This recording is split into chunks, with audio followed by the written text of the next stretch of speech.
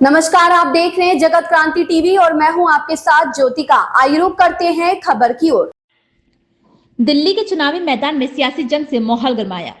दिल्ली की मुख्यमंत्री ने संजीवनी योजना के तहत 60 साल से ऊपर के बुजुर्गों को सरकारी और निजी अस्पतालों में मुफ्त इलाज कराने का वादा भी किया है, लेकिन बुजुर्गों का मुफ्त इलाज कराने का वादा करने वाली इस योजना को भी दिल्ली सरकार के स्वास्थ्य और परिवार कल्याण विभाग ने फर्जी बता दिया है। विभाग के अफसरों की तरफ से इस बारे में जारी नोटिस में कहा गया कि इस योजना के नाम पर लोग अस्पतालों और सरकारी कार्यालयों में जानकारी लेने पहुंच रहे हैं, लेकिन ये योजना अभी लागू नहीं हुई है। किसी राज्य में मुख्यमंत्री द्वारा घोषित योजनाओं को उसी राज्य की ब्यूरोक्रेसी की तरफ से फर्जी बताए जाने का शायद ये देश में पहला ही वाकया है। दिल्ली सरकार और ब्यूरोक्रेसी के बीच इस टकराव के बीच इस बात को ध्यान में रखना भी जरूरी है कि government of national capital territory of Delhi अधिनियम में 2021 में हुए बदलाव के बाद दिल्ली सरकार की ब्यूरोक्रेसी उपराज्यपाल के अधीन आ चुकी है।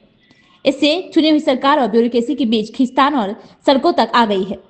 इस विवाद ने राजनीतिक गलियारों में भी हलचल मचा दी है। भारतीय जनता पार्टी ब्यूरोक्रेसी की तरफ से जारी नोटिस के आधार पर दिल्ली के मुख्यमंत्री द्वारा घोषित योजनाओं को लागू करने के धोखे देने की कोशिश बता रही है, जबकि अरविंद केजरीवाल ने सोशल मीडिया पोस्ट में बीजेपी पर पलटवार करते हुए लिखा कि महिला सम्मान योजना और संजीवनी योजना ये सब लोग घबरा गए हैं।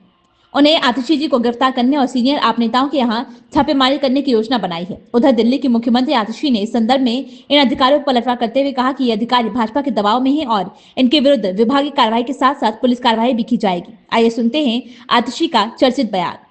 दिल्ली से विवेक भाटिया और प्रवीण गर्ग की रिपोर्ट। जो नोटिस आज अखबारों में जारी हुए हैं वो पूरे तरह से गलत हैं, झूठे हैं और कुछ अफसरों पर भारतीय जनता पार्टी ने दबाव बनाकर ये गलत सूचना अखबार में छपवाई है। इन अफसरों के खिलाफ एडमिनिस्ट्रेटिव कार्रवाई तो होगी ही, इन अफसरों ने जो ये गलत सूचना अखबार में छापी है इनके खिलाफ पुलिस कार्रवाई भी की जाएगी।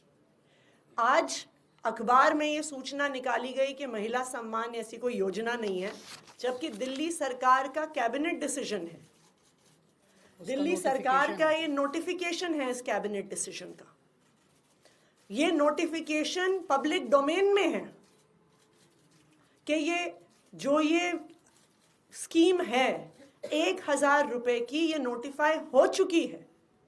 उसके बावजूद भारतीय जनता पार्टी ने कुछ अफसरों पे दबाव बनाया है। उन अफसरों पे सख्त से सख्त कार्रवाई होगी और उन अफसरों पर पुलिस कार्रवाई भी होगी।